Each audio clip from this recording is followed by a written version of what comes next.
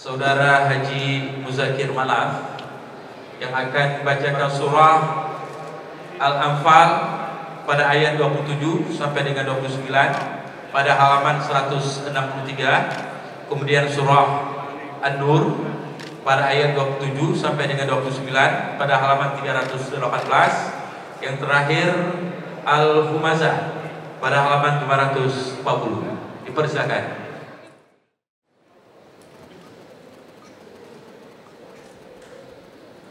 A'udzubillahi minasyaitonir rajim.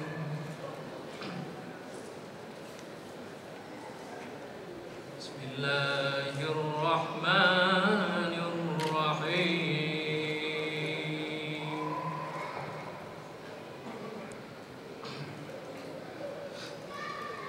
Ya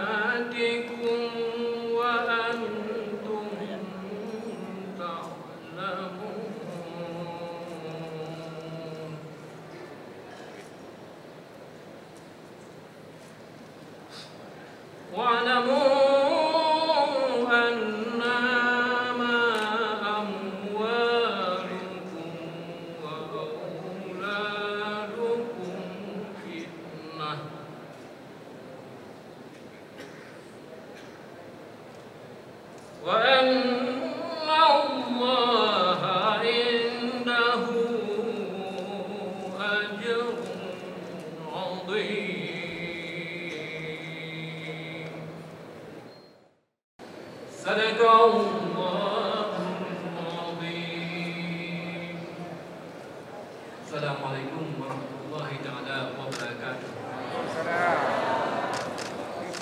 Bantuan ini apa? Ya,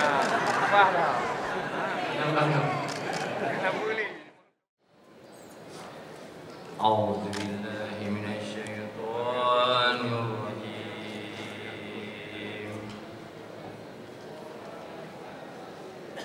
Bismillahirrahmanirrahim.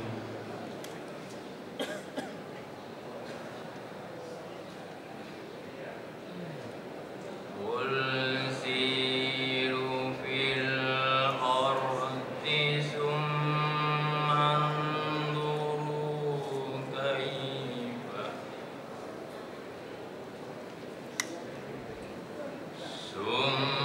anzuru kaifa kana aqibatul muqaddimin.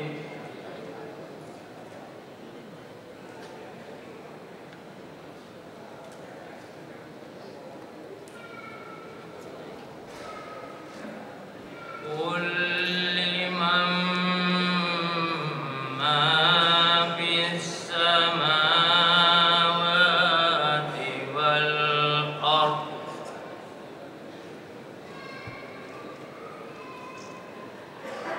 Qul lillahi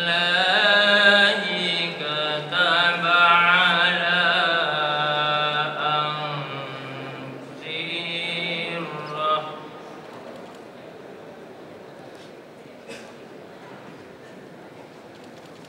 Qul lillahi kataba ala nafsihir rahmah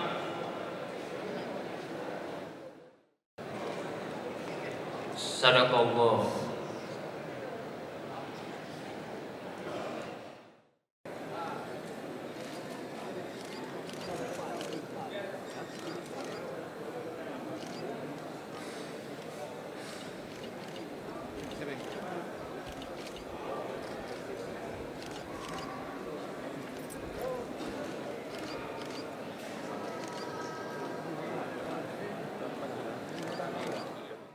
Uji hari ini sama dengan persyaratan yang lainnya. Tanggal 29 kita akan rapat pleno, kita akan sampaikan nanti apakah calon ini mampu baca Quran atau tidak. Jadi tidak kita umumkan nilai-nilainya. Termasuk uji kesehatan, kita tidak umumkan dia sakit apa. Yang kita akan sampaikan adalah yang bersangkutan sehat jasmani, rohani, dan bebas narkoba.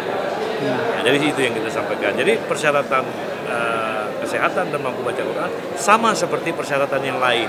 Ijazah, ijazah juga kita tidak umumkan. Nanti secara keseluruhan kawan-kawan bisa mengunjungi website KIP Aceh.